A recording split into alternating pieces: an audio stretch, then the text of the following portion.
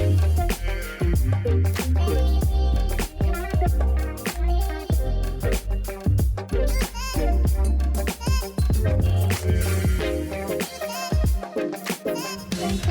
everybody, and welcome back to another episode of the Speak Plainly podcast, where we speak plainly about things that matter. I am your host, Owl Medicine, and I apologize for being gone for a couple of weeks. I needed a break. I visited family. I was gone for a week, and now I'm back at it. I hope that this Monday is a wonderful Monday for you. And in today's episode, the thing that matters that we're going to talk about is a phrase that I heard a long time ago. And when I first heard it, I was like, the fuck? And that phrase is, the opposite of depression is connection. I don't know if you've heard that before. Maybe you have, maybe you haven't. And that's what we're going to be talking about today. The opposite of depression is connection. But we're going to do what we normally do when we discuss anything. We're going to look at the biological substrates that underpin this cute little quip. So, if you're like me 10 years ago when I first heard this and basically forgot it because it didn't make any sense, it was just completely foreign. And if you're like me and that's the case for you and you have no idea what I'm talking about, you're like, that doesn't make sense. We're going to get there. We've talked a lot about polyvagal theory and its different applications and ways that we can use our understanding of the vagus nerve in polyvagal theory and the autonomic nervous system to understand human behaviors. We're going to continue that theme today by looking at polyvagal theory and what it has to do with depression and connection. If you haven't listened to the polyvagal episode, go back and listen to that. It's a great episode. If you have and you're ready to dive in, let's get started.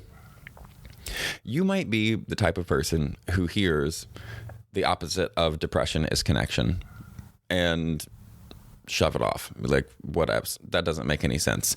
How in the world, especially if you have depression and you've had it for a long time, then you probably don't like people. So how in the world is it, and that's the way I felt. How in the world are people supposed to make me less depressed? People are the reason I'm depressed. People suck. The world sucks. There's tons of shit wrong with everything, and it's pretty much entirely people's fault. So how in the hell are you going to tell me that connection, I'm assuming you mean to people, and I do, is supposed to help me not be depressed? And we're going to get there. And the answer is polyvagal theory. The answer is, unfortunately, whether you like people or don't, you're designed to like people. And any tool that is not used as it is designed to be used for the purpose in which it was intended will deteriorate or break much faster than if it was used as intended. And our biology needs to be used as it's intended. That's why we have to constantly stay moving, and that's to stay healthy. That's why we have to constantly stay breathing. Well, there are certain what are called species expected stimuli in every species, and ours, one of them, is connection. And the way that we have done that for millennia has been through small groups. We find our little clan and we stick with them, 20, 60 people, and we're good. That's enough to have all the conflict you want, all the resolution that you want, all the closeness, all the enemies and the frenemies. I feel like that's a good size. And it's a good size because that's the size that we co-evolved to kind of live in.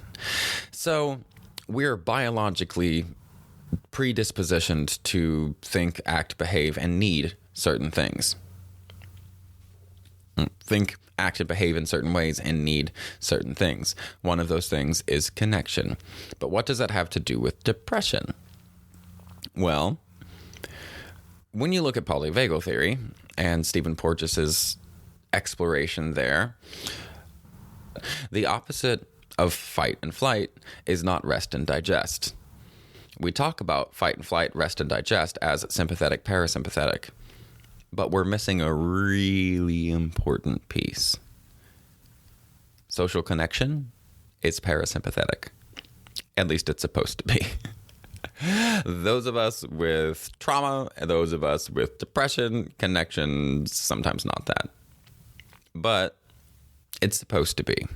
And it can be. We've all been burned. There's no denying that. You can't get through life without getting hurt. And usually hurt pretty bad in one way or another. And when we get hurt, it's natural to want to protect ourselves. So we remove the thing that hurts us. If we got mauled by a lion, we probably wouldn't want to be friends with lions. But we didn't get mauled by lions, did we? We got abused, neglected, rejected, assaulted, molested, beaten, raped, lied to, manipulated by people. That's who hurt us. And there's another phrase that goes along with this that I'd like to interject now. And I've heard this as well, that the solve for depression is deep rest. And I want to say right now that that's probably not going to be helpful. It could be, especially if you have connection. Then if you have connection, if you maintain that, deep rest is absolutely awesome. But for people who don't like people, for people who are antisocial, for people who struggle with depression, who don't like being around other people, whether that's because other people suck or because they don't want to rub their depression off on them, because they don't want to bring down the vibe, whatever the reason, if you're not around people and you try to do the deep rest thing, there's a good chance you're just going to wind up isolating, and that makes everything worse. Because again, the opposite of depression is connection. So, enough of that. What is this the underlying biology? If the opposite of fight and flight is not rest and digest, what is it? Well, it turns out that we actually have 3 branches of our vagus nerve, and 2 of them are parasympathetic and only 1 of them is sympathetic. We think of rest and digest as the parasympathetic function, as like the quintessential pinnacle parasympathetic function. But it's not.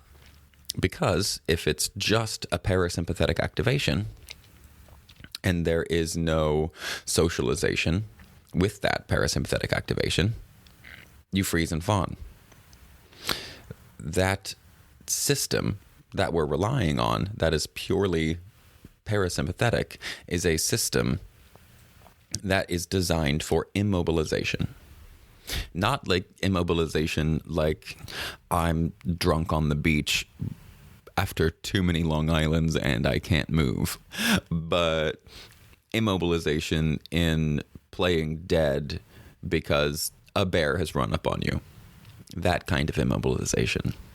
The immobilization that stops peristalsis, which is the movement of the intestines moving food along the tract. That kind of immobilization. The immobilization that stops digestion. The immobilization that slows down the production of acids in your stomach because food is not important when you need to immobilize for safety. And that is the reason that we immobilize. We do it for safety. I believe that depression is a natural body state response seeking safety. So if a person decides to try to combat their depression with deep rest without considering connection and sociability, what is likely to happen, because the nervous system circuit that they're depending on is this dorsal vagus nerve, which is about immobilization. If you do that, you've got a good chance. It's not guaranteed, but you got a good chance that your digestion will suffer, that you get IBS or Crohn's or fibromyalgia for a long time, if you do it long enough, I mean. And without social connection, we wind up bouncing from depression up to anxiety, because that ventral vagus, which is also parasympathetic and is in charge of the socialization, that connection part, that's what acts as the dimmer switch.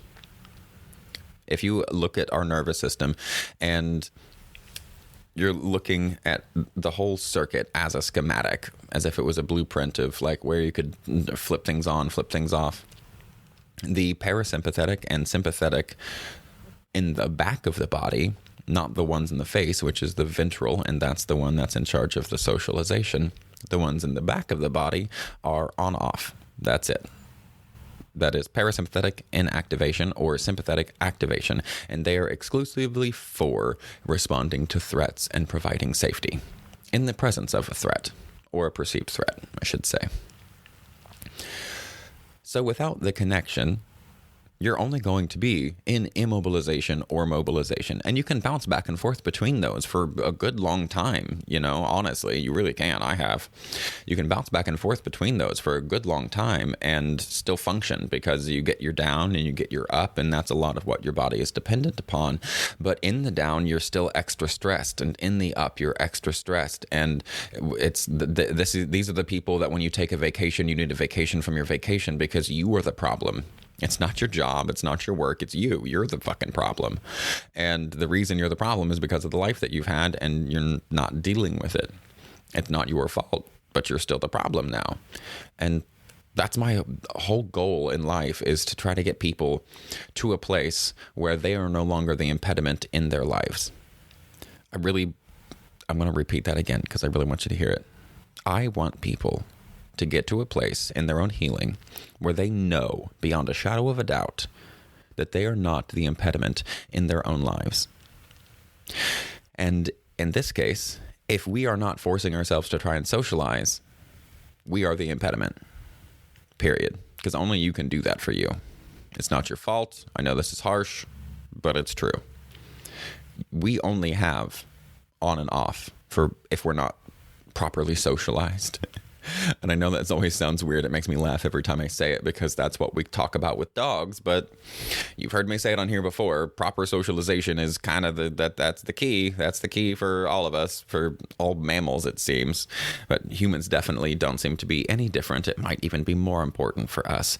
But if we're not connected, we have only two choices: anxiety and depression.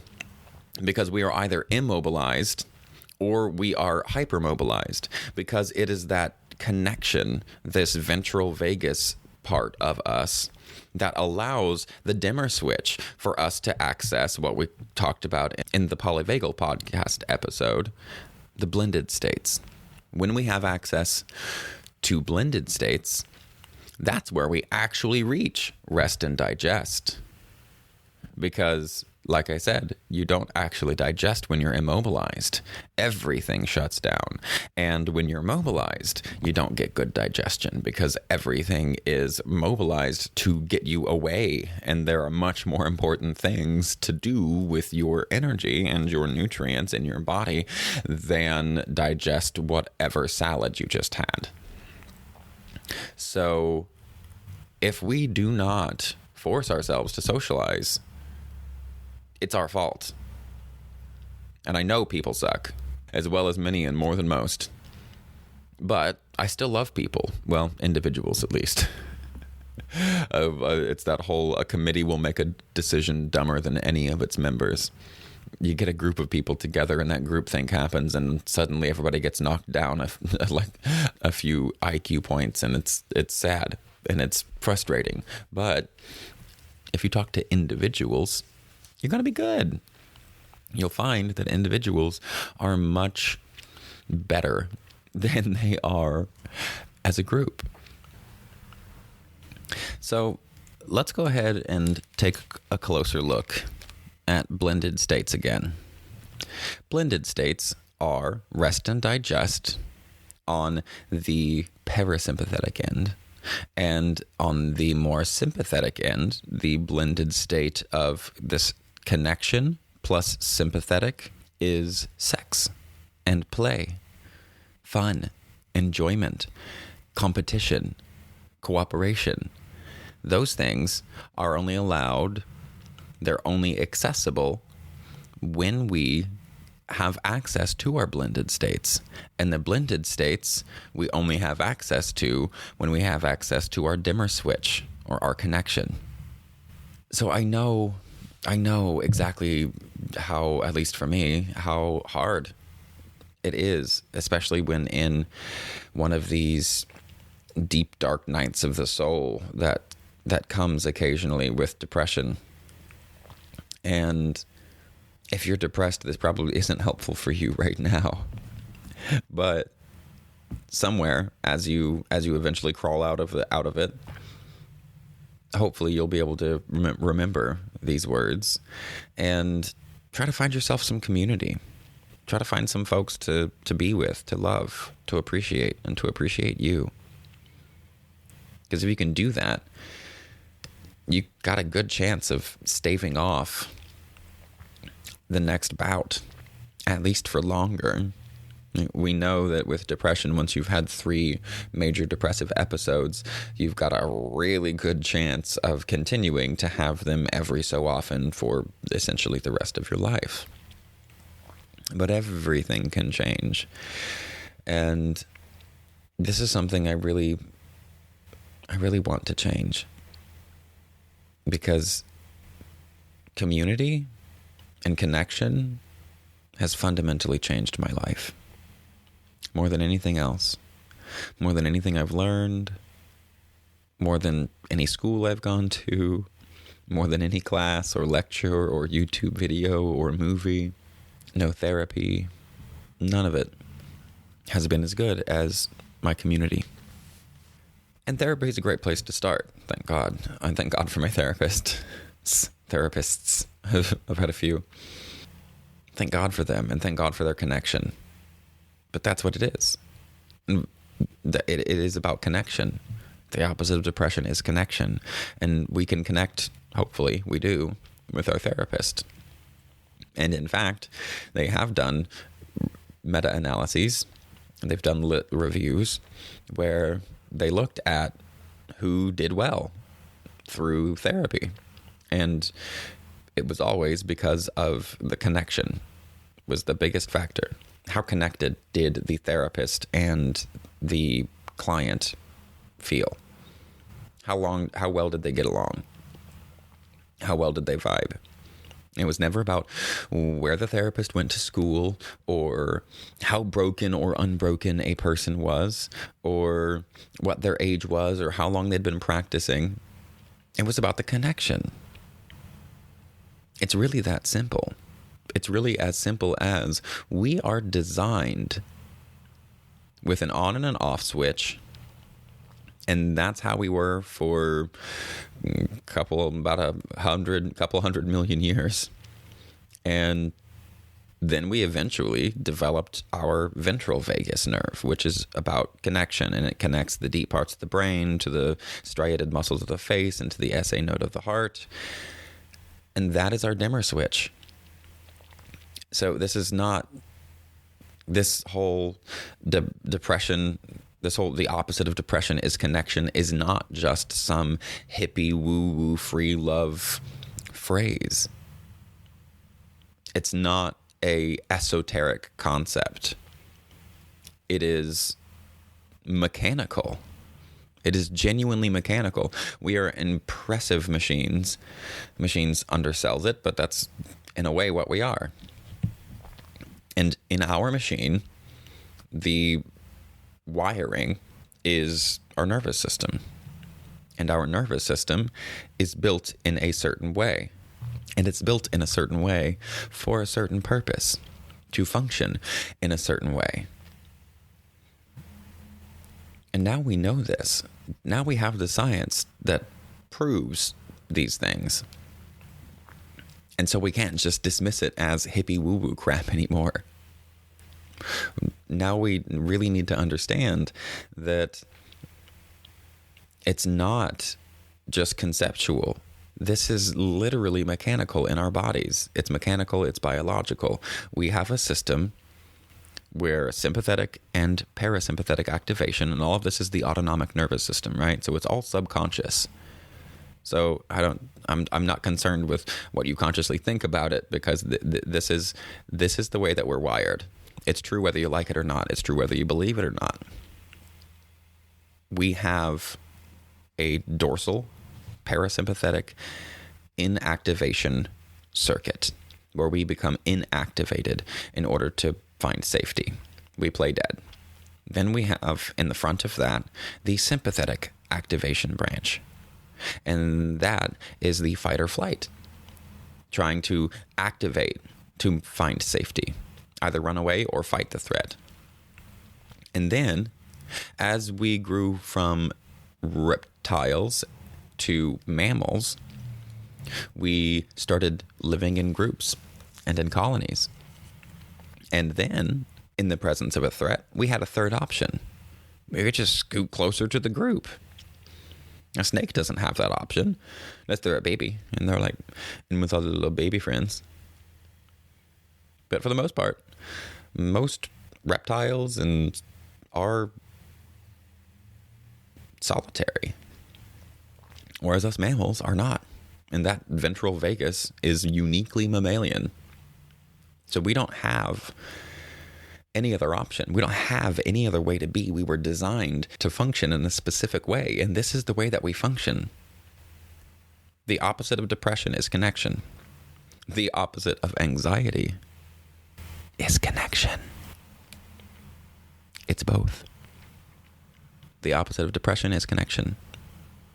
The opposite of anxiety is not depression. It's connection. That's just the counterpoint, the flip-flop, the on-off, on-off, on-off. But if you actually want it to be gone, to be truly gone and opposed, the way that you oppose anxiety and depression is through connection. It's through community. It's through finding a friend that you can talk to about anything, about dumb shit, about deep shit, about happy shit. That's how we combat it. And I know